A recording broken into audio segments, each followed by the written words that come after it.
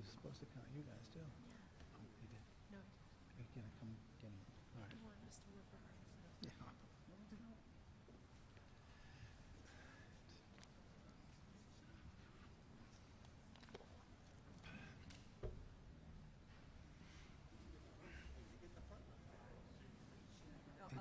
Nick's gonna get it. He's getting them.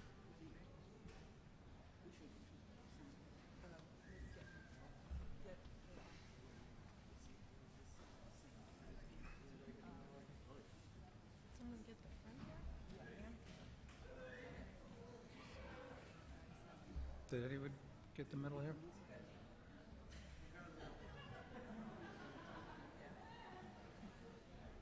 All the way over and up front, 22.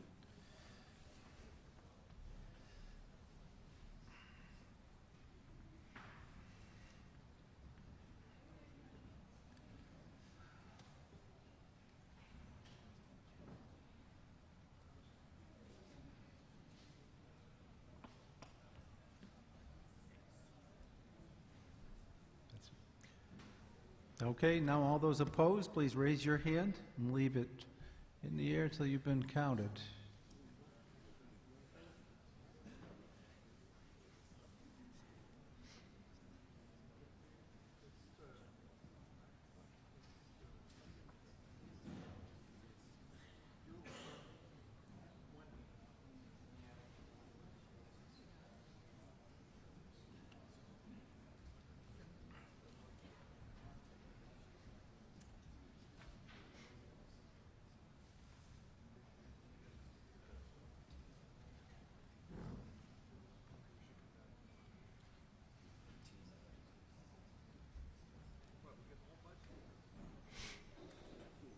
All right, while we're tallying the votes, we're going to move on with the warrant, and we'll get the total in just a few minutes. Article 4, FY 2018 operating budget. This must be the latest we've ever gotten to the operating budget. We have a brief presentation from the Chair of the Finance Committee. Moved and seconded by the Finance Committee that the town vote to raise and appropriate the sum of $41,419,287 and transfer from the fund specified herein the sum of $1,418,519 for a total of $42,837,806 to defray the expenses of the various departments of the town as specified herein and to fix the salary and compensation of all elected officials for the fiscal year beginning July 1, 2017. I recognize Fred Faulkner, the chair of the Finance Committee, but first we have breaking news.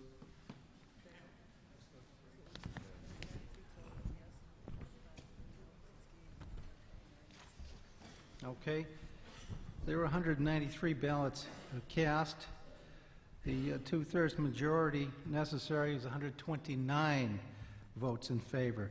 There were, in fact, 125 votes in favor and 68 opposed, so the article does not carry. The motion does not carry.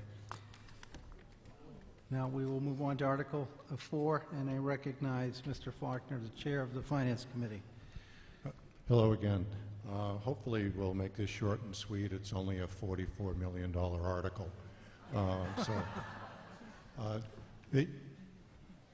There are about 4 numbers here that really are driving the budget, and the same numbers that drive it every year. The town operating budget is increasing by about $719,000, and the school appropriation is increasing by about $807,000.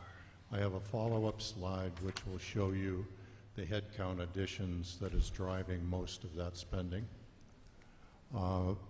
The school reserve spending is up a little bit, about $50,000. Tech school spending is actually down $53,000, and that's because we have fewer kids going to the technical school than were over the last couple of years. That number goes up and down with the number of kids that we send to mostly Neshoba Tech, but a few have gone to Minuteman Tech, which is a very expensive school to send your kids to. And then if you drop down to the largest increase line, it's an increase of $1.134 million. And that's basically health insurance costs rising, retirement costs rising. So thinking of when you add employees, those numbers go up, as well as just the health insurance increase alone is $500,000 this year. So the benefits for employees are a major driver of the budget. Next slide, please. Okay, the staffing increases. The highway department has one laborer, which is for the parks, and we had quite a discussion, for those of you who were here last November, over the condition of our parks and fields. And this laborer will be specifically working on the fields. The fire department is a large driver of the municipal budget, at 6 paramedics being added as of January 1st. And there's a plan to move from BLS, which is a basic life support, or EMT support in the ambulances, to ALS, excuse me, which is basically paramedic support. And the main reason for that is more towns around us are going to paramedic support, which is actually increasing the response time for paramedics to get to our people. Oftentimes, our ambulances actually get to the hospital before they meet the paramedics. Recently, we've had paramedics coming from the Acton area to meet our ambulances. A little further back, they were coming from Emerson, and most recently, they're coming from Lincoln. And any of you that have been on Route 2 between 2 in the afternoon and 7 at night know that that's not something that we think is a good place for us to be if any of us are in an ambulance. The schools, there's one additional police officer, which was planned last year, but we couldn't fit it into the budget, so we're able to do it this year. The schools have 5 head counts, mostly teachers with 1 specialist and an assistant principal. Elder and Human Services, again, there's a tremendous workload increase, and they're adding 1 outreach coordinator and another driver for a 19-hour driver for the seniors going around town and going to medical appointments and whatnot out of town. Okay, next slide, please.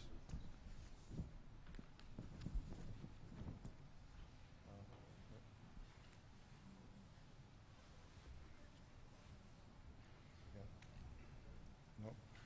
Field maintenance.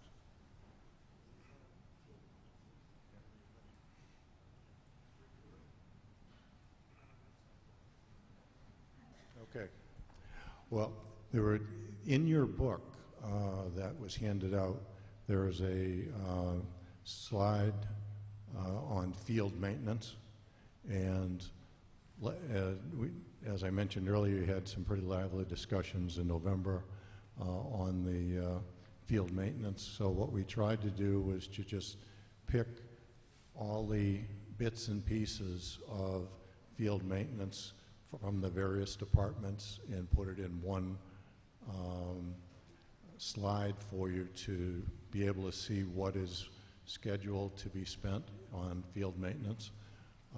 We had hoped that the memo of understanding would have been renegotiated amongst the schools, the Park and Rec, and selectmen, but they weren't able to get to that before this town meeting, and hopefully they'll get to that this year so that we can put all of the maintenance costs into one budget so that you will see it as a line item going forward.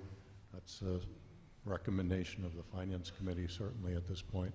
But this are all the bits and pieces of field maintenance that are planned to be spent in this budget. And I'm going to hopefully shift gears on you for 1 minute. The two CPC, the Williams.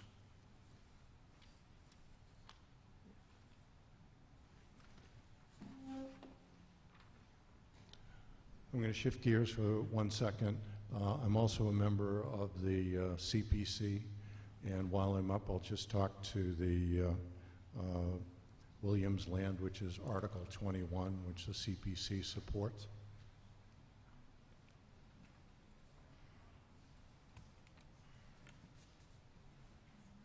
Yep.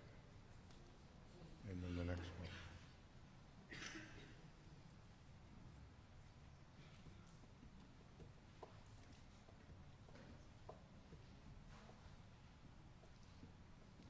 Okay, later in the evening, I don't know how much later, but we'll be getting to the CPC, the Williams Land, Article 21, which CPC supports.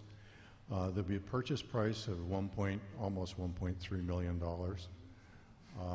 There's $973,000 being funded through CPC funds.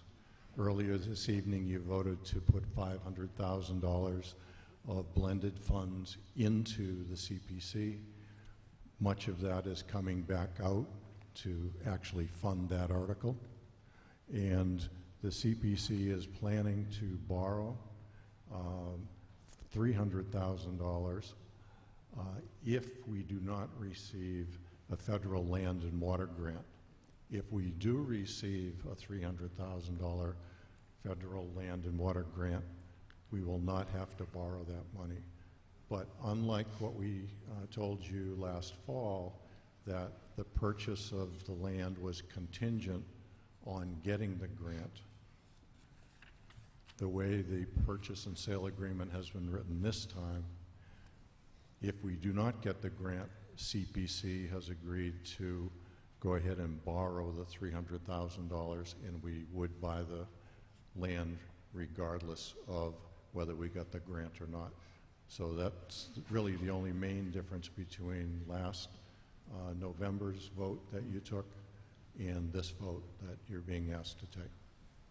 Okay? So that's the funding mechanism for the project. Thank you. Thank you. Okay, before I get into the operating budget line items itself, any boards and committees want to make a comment? I recognize Mike Fontanella from the school committee. Thank you, Mr. Moderator. Mike Fontanella, Chairman of the School Committee. Just a couple quick points of clarification. On the slide, it showed the staffing increases.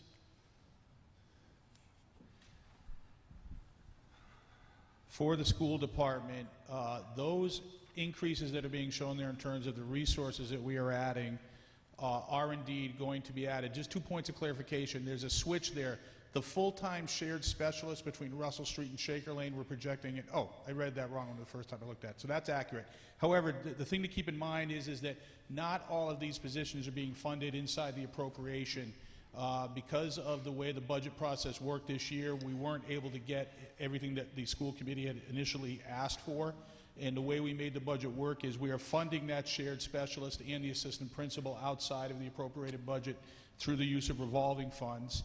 So I just want to clarify that. And then in terms of the renegotiated MOU, which will definitely will happen this spring and summer. We've already been in talks about getting the schedule done, and it will definitely result in several things, but definitely result in a line item for the budget that shows specifically the staffing and materials that are being spent on all of the field maintenance in Littleton. Thank you. All right, thank you. We'll now get to the operating budget itself. I'm sorry, do you have a comment, sir? Brian Tarbuck, Sletcher Lane. I'm glad to hear that they're finally going to do the MOU. We asked for that line item about a year ago. I don't know why it takes 12 months for the groups can't get together and put a line item so that we can see how much we're spending on fields. Because I plan to come here tonight and ask that we spend more on the maintenance of the fields. We're having these lovely fields, and we should maintain them. I'm appalled that it takes the board 12 months to get the agreement done. I'm glad to hear they agreed that they'll have it ready for next year, probably. Okay. Mr. Moderator, through you to the previous speaker, the reasons that it hasn't happened yet are several. One is there is a field evaluation that is going to happen. It's been funded. We're in the midst of evaluating the RFPs and the responses from a couple of vendors that want to do that. It hasn't started yet. We haven't even hired the vendor. We feel that the information that we're going to get from that will go a long way towards allowing the town to accurately inform our decisions about how much we want to spend and where we want to spend money on the maintenance of the field. The second thing is that we will be acquiring a brand new facility, the synthetic turf field at Alumni Field. Construction for that will start in a couple of weeks. And until we get a better grasp of exactly when that's going to come online and how we're going to use it, that will also inform that decision on how we're going to fund our field maintenance. When those things happen, we'll be able to give you a good response. Thank you. Okay, thank you. Let's hold future comments till we actually get into the budget. Now, the way that this works is I'm going to read the totals by department. Anyone that has a question, wants to put a hold on any departmental budget, just raise your hand and call out hold, and we'll come back to that department. Now, we'll go through the whole budget. We'll vote everything that wasn't held as a block. Then we'll go back through the held departments and answer people's questions and so forth. So let's start with Department 114, Moderator, 100. Okay.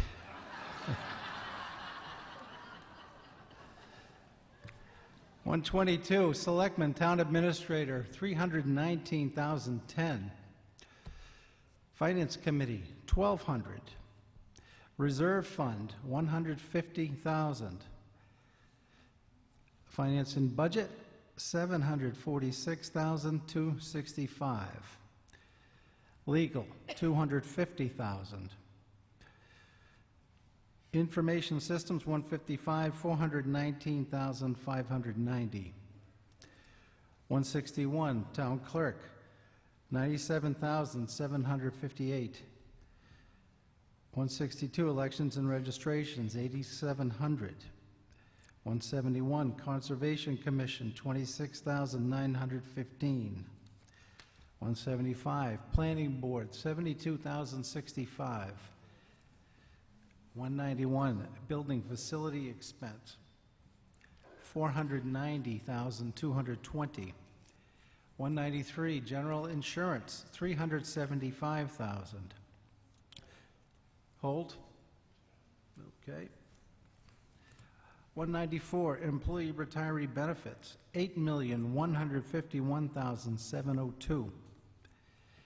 $196, Town Report, Town Meeting, $5,000.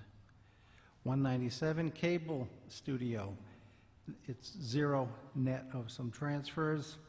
$210, Police and Dispatch, $2,018,929.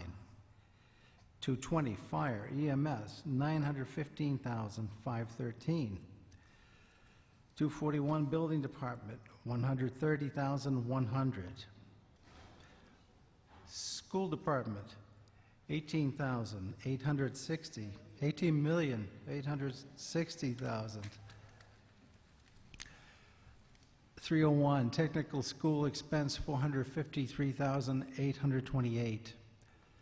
420, Highway Department, $1,614,401. Roadway Repairs, $711,000. 423, Snow and Ice, $200,000. 450, Clean Lakes Expenses, a net of zero. 491, Cemetery Department, $77,468. 510, Health Department, $81,822.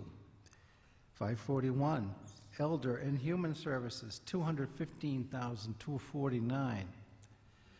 Reuben Hoare Library, $594,784. I'm sorry, Veterans. 543 Veterans, $194,060. 610, Rubenhor Library, $594,784. 630, Park and Recreation Department, $171,670. 690, Other Cultural and Recreation, $1,500. 710, Long-Term Debt, $2,916,021.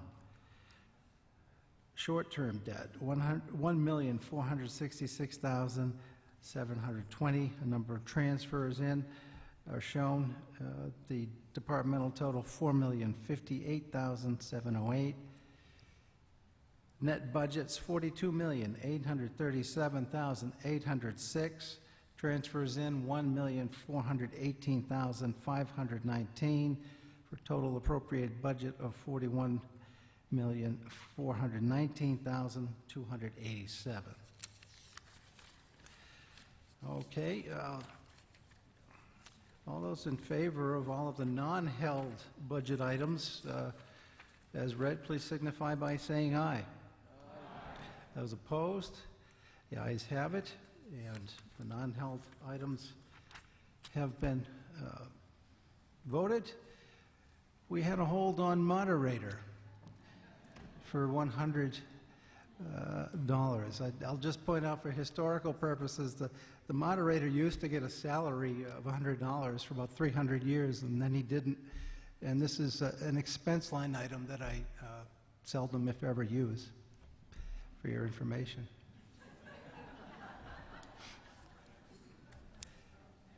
The person that put the hold, any questions?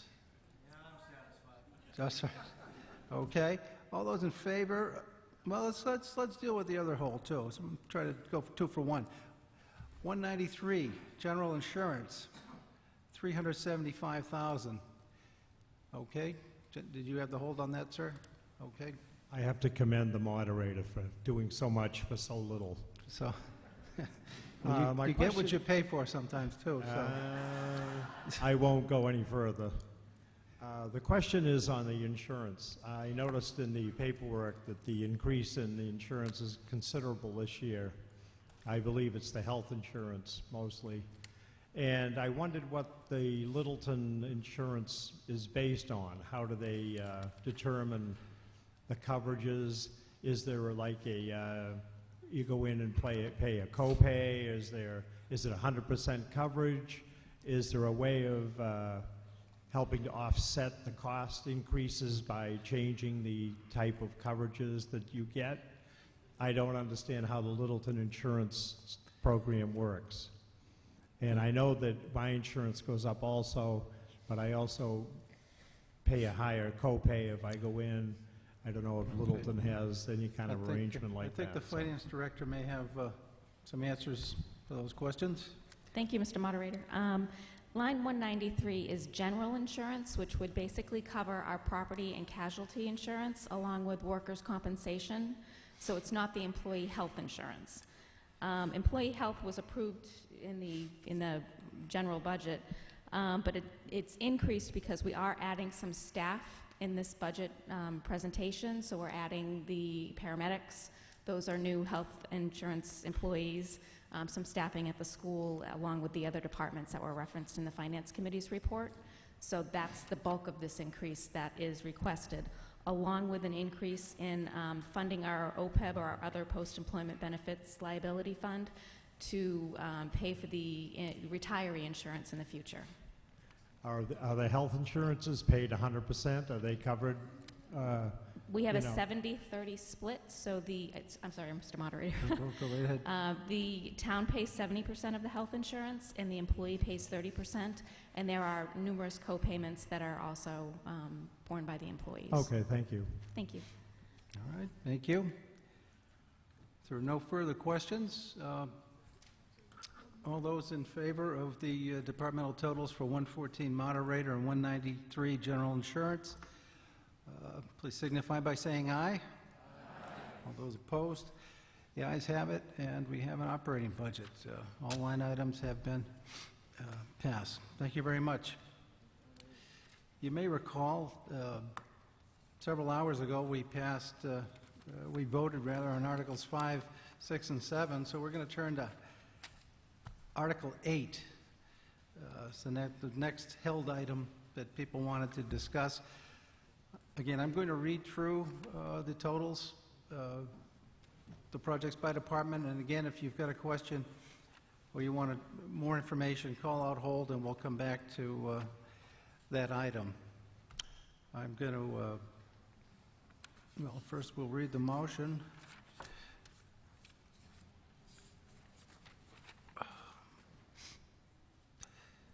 Okay, moved and seconded by the Board of Selectmen that the town vote to raise and appropriate $1,352,405, transfer $259,150 from the funds named herein, and transfer from the undesignated fund balance the sum of $373,212 for a total of $1,984,767 for capital projects and items purchases itemized and described rather in Article 8 as printed in the warrant.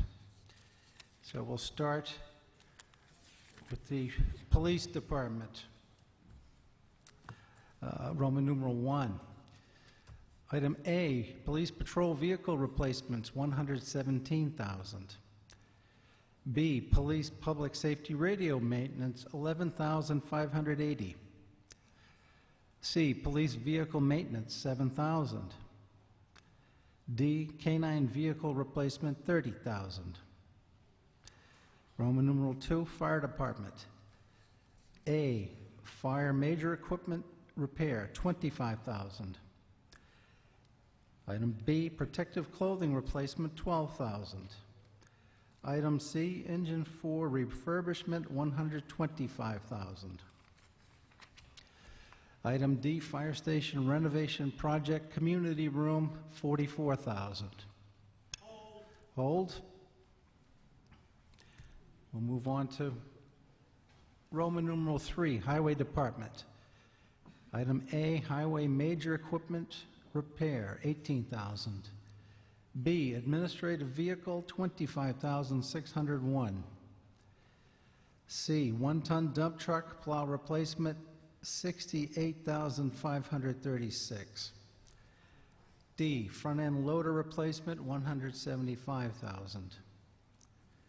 Roman numeral 4, Schools. A, Technology Chromebook replacements, $115,000. Hold. Item B, School Resource Materials, $100,000. C, Custodial Equipment, $44,500. D, Cafe POS hardware, $8,000. Item E, Folding Chairs and Carts, $15,000. Item F, Shaker Lane School Phone System Replacement, $35,000. Roman numeral 5, Cemetery. A, Backhoe Angle Plow, $8,100. Item B, Mower, $15,700. C, Casket Lowering Device, $3,100. Roman numeral 6, Library, Furnishings Replacement, $7,500. Roman numeral 7, Park and Recreation. A, 12-passenger van, $25,000. B, Recreation Major Equipment and Repairs, $50,000. Roman numeral 8, Facilities and Infrastructure. A, Facility Capital Improvements Recommendations, $299,000. B, Financial Software, $350,000. Hold. C, Town Offices Meeting Room 103 Upgrades, $21,600. Item D, Stormwater MS4 Permit Needs, $100,000. Hold. Item E, Mill Pond Dredging, $68,550. F, Clean Lakes Projects, $25,000. G, Master Plan, $35,000. All right. So if I could, all those in favor, the motion is read, including only those non-held items, please signify by saying aye. Those opposed? Okay, the ayes have it, passes by the necessary majority, and I declare it a vote. Thank you very much. I think the first hold we had was on Fire Department, item D, Fire Station Renovation Community Project Room, $44,000. I guess Fire Department is Selectman Glavies responsible. Thank you, Mr. Moderator. Thank you, Peter. Otherwise, I might not have had a chance to speak tonight. That's all right. I will defer at any level of detail that you need beyond this simple explanation that as a part of the ongoing fire department renovation project, the need to rig out one of the rig out the proposed project community room to accommodate the LCTV is accessing the LCTV PEG funds, which is traditionally how we provide for the cable television. So this $44,000 additionally adds to the project by allowing them to get the equipment and the wiring, etc., to provide for a room at the fire station that will have broadcast media equipment and programming capability. And for anything more detailed than that, I will defer to either the fire chief or the Permanent Municipal Building Committee. Okay, thank you. So, the next held item was, do you have a question on the fire department? Actually, just a general question on the fire department items, just something that I thought looked like was maybe missing. So Paul Okay. Orrell, King Street, Littleton, with the potential addition of 6 additional paramedic firefighters, is there, one is how many ambulances do we currently have? And this is mostly to the fire chief, sir. And 2, what is the state of that ambulance and what is the potential need for another one? All right. Fire Chief Wodzinski? Mr. Moderator, through you to the individual. Currently, we operate 2 ambulances. By adding these paramedics, we will staff all 4 of the shifts with medics 24/7 to better serve the citizens of the community. And are all the units geared up to be able to accept all the paramedic equipment that would be necessary to supply that? They will be by the time they go into service, yes. Okay. Is there going to be an additional cost We didn't vote on for that. items to be bought by then? No. Okay, thank you. Okay, we're going through the held items. Now, there was a held item in the fire capital budget. We're going to go through all the holds, and then we'll vote them all as one block. School Department, item A, technology Chromebook replacements. Who had the hold on that? Is there a question? Kevin Davis, Whitetail Way. I was wondering if the school department could please, through the moderator, detail the $115,000 for technology and Chromebooks, because Chromebooks cost about $250 a piece. That's a lot of Chromebooks. Mr. Moderator, through you to the previous speaker. So we are implementing a Bring Your Own Device program, a BYOD program. So of that $115,000, we are projecting $70,000 for purchase of Chromebooks that will be given to the students. We're starting with the 9th and 10th grade next year. The goal will be to provide Chromebooks to students in 9th through 12th grade over the next couple of years. The idea is that they are given a Chromebook. They are charged a $50 fee per year. At the end of their 4 years, they take the Chromebook home with them. It's theirs. Not every student has to get the Chromebook from the school department. They can bring their own device. That's why it's called BYOD. If they choose to use a school district approved device with the correct hardware and software configuration, they don't have to get a Chromebook from us or pay the $50 fee. So that $70,000 is a projection. This is the first time we've implemented this program, so we're curious to see exactly how many families get the device from the school district versus how many families choose to use a device that they may already have at home or purchase their own. The remaining balance of that line item is for support of existing Chromebooks and the infrastructure in the school. We have Chromebook carts, we have projectors and things like that. So that, I think it's $45,000, $70,000 for the BYOD, $45,000 is $115,000. Thank you. Okay, thank you. I think the next held item was Roman numeral 8, Facilities and Infrastructure. Item B, Financial Software, $350,000. Who had the hold on financial software? Someone must have. Yes, sir. Hi, that just struck me as an extremely high amount. Can you kind of detail how you got to that decision and what the selection process was for the software? Okay, thank you. I'm going to turn to the Finance Director for an explanation. Thank you, Mr. Moderator. The software platform that we're currently running is fully integrated between the entire finance department, which includes the tax collector, the assessors, the accounting, and the treasury functions. What we're lacking right now is a true human resources module. It doesn't exist in the platform that we're currently using. We did procure this system 10 years ago. It has served us well, but it does not provide a lot of transparency to the public. This new platform there would be a citizens transparency portal where people could actually look at the budget online, live time, and see. It's like an open checkbook function. We are definitely lacking in the human resource component. There's a lot of requirements that have come out over the last 10 years that we're trying to address manually, where the system could handle that more fluidly. Combined with all of the need that we have with additional transparency and functionality in the human resource area, our vendor that we're currently using has been acquired by a new vendor. We're starting to notice some, decreased service levels. And we're concerned that the platform that we're running is not going to be supported in the future, and it's going to require us to do an upgrade anyway. The system that we're looking at is Munis. They are on the state bid list, so we do get preferred pricing on it. They are focused, their primary service is providing municipal software, and they do it throughout the country. The software is a software as a service, so it's cloud-based programming.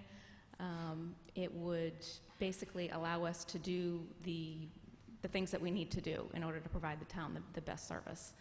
The last time we went through a conversion, I checked the pricing. We paid $260,000 10 years ago to do the last conversion. So I realized that the $350 is a lot of money, but compared to where we were 10 years ago and the product that we got with this particular product, and again getting the state pricing, it really is the best value going forward, and it meets our requirements. Okay, thank you. Yes, sir. Kevin Davis, 35 Whitetail. Just as a side, since we are going to cloud-based service, have you done a cybersecurity evaluation? And if so, is the vendor willing to provide that certificate to the town to show that our money and everything else will be protected?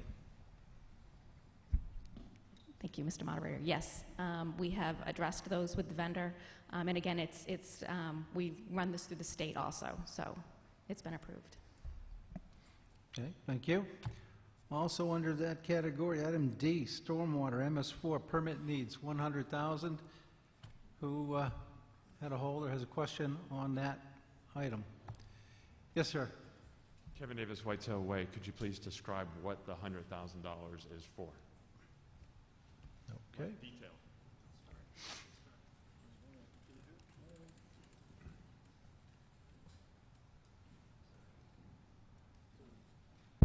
Now it's on. Mr. Moderator, through you to the previous speaker, the $100,000 for the stormwater this is the second of 3 years where we are transferring funds from the Clean Lakes Fund to implement the measures that the town is required to do to come into compliance with the so-called MS4 permit for stormwater, which was issued last year by the federal EPA and the Mass DEP.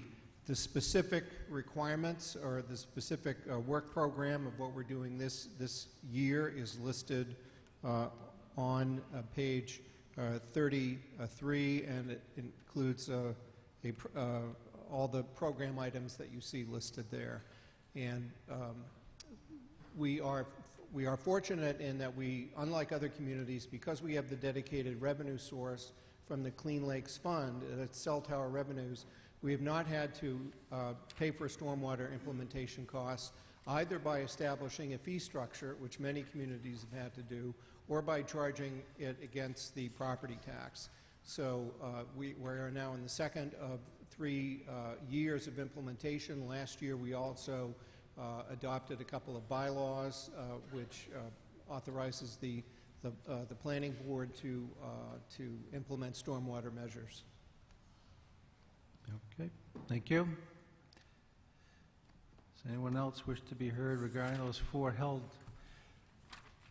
capital items? If not, we'll proceed to a vote. All those in favor of the 4 held capital items, please signify by saying aye. Aye. Those opposed?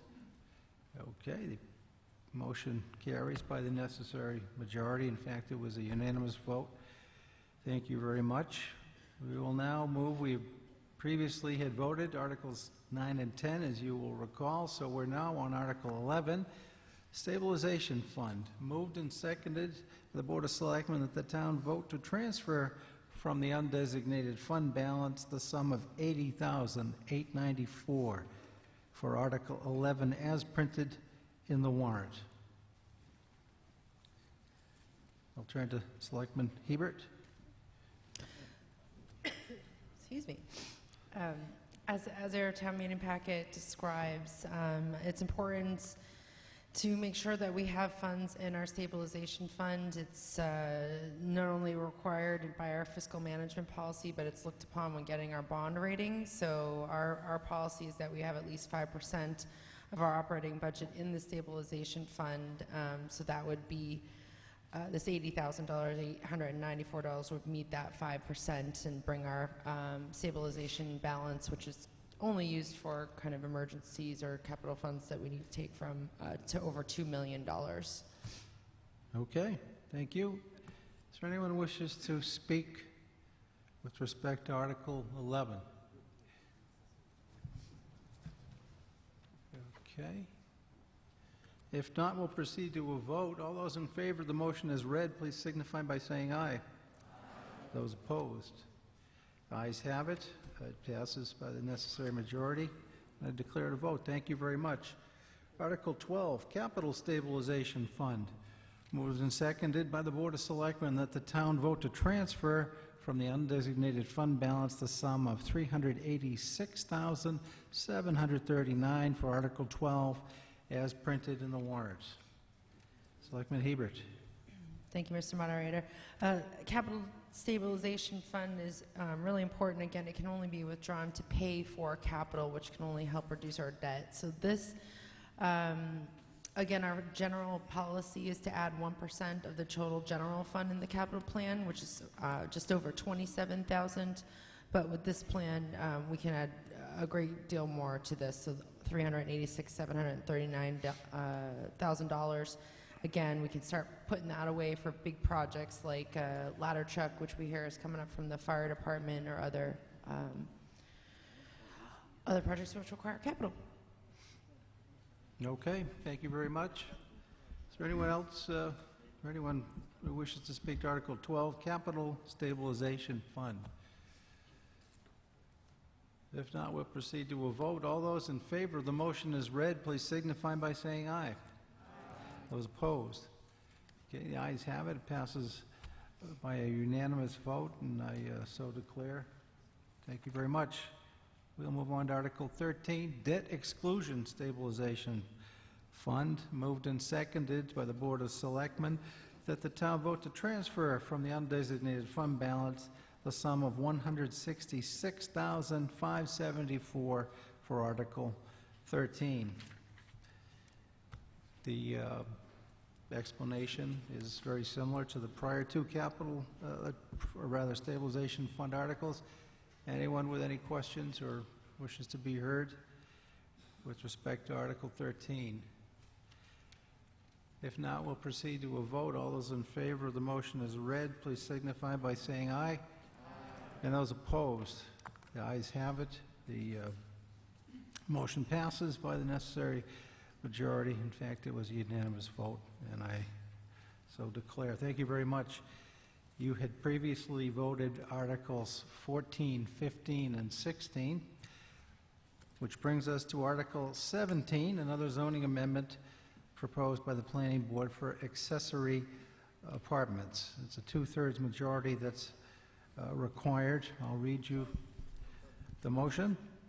Moved and seconded by the Planning Board that the town vote to approve Article 17 as printed above. I'm going to turn to Planning Board member Ed Mullen for the Planning Board's report and the presentation. Mr. Mullen. Thank you, Mr. Moderator. Article 17, accessory apartment bylaw. Why this is important, it allows our seniors, our low and middle income residents, to generate income to help afford their homes. The accessory apartment bylaw also provides affordable housing for people moving into town, i.e. teachers, new police officers, paramedics and firefighters, DPW workers and the like. We've heard a lot of concerns about people that get jobs here in town, can't afford to move into town. So it's a win-win. Again, you know, we're hoping that this benefits the seniors most of all. We've heard some concerns about this becoming two-family zoning change. It doesn't occur that way. Most two-family housing is equal housing. It's usually up and down split equally or side-by-side split equally. This, the one unit remains principal and larger. The other unit remains secondary and smaller.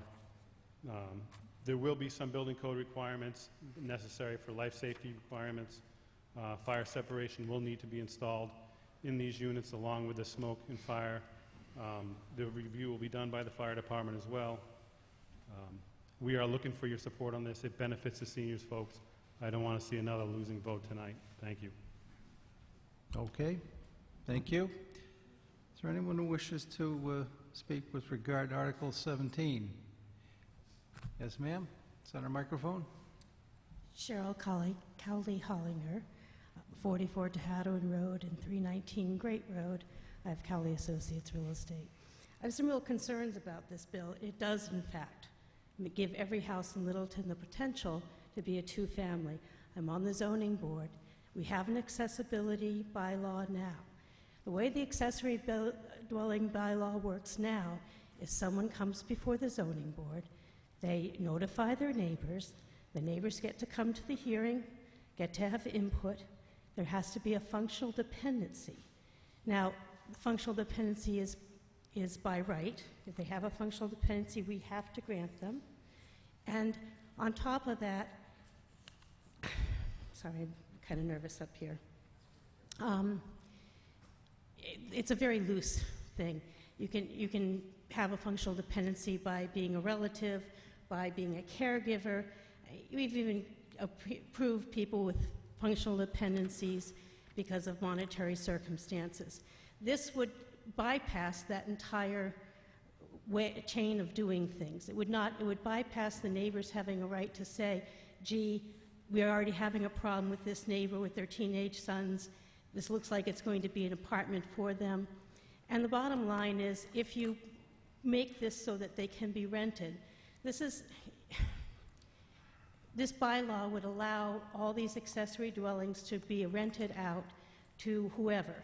And your neighbors, people who are tenants aren't always as nice as people who are owners. I wouldn't buy a house in the middle of a bunch of two families. I just wouldn't do that. This would create my neighbors all to be able to have two families. And when you say, and it doesn't seem like it would really help the seniors that much. And even, because most of these accessory dwellings, when they come vacant, they don't come vacant because the caregiver moves out. They come vacant because the senior citizen who lived in them goes into a nursing home or passes on. So this would be the owner then, the younger child, renting it out and being a two-family. Roland Bernier also wrote a letter to both the zoning board and the planning board pointing out problems with this and problems with the building code. The fact is, if you build a two-family, you need to follow certain state building codes. If you build an accessory dwelling, those fire protections and those building codes and egresses aren't in there. The zoning board actually wrote a letter to the planning board talking about some of these things. There are ways that we could use an accessory dwelling and help seniors. We could say that all accessory dwellings could be rented out to people over 55.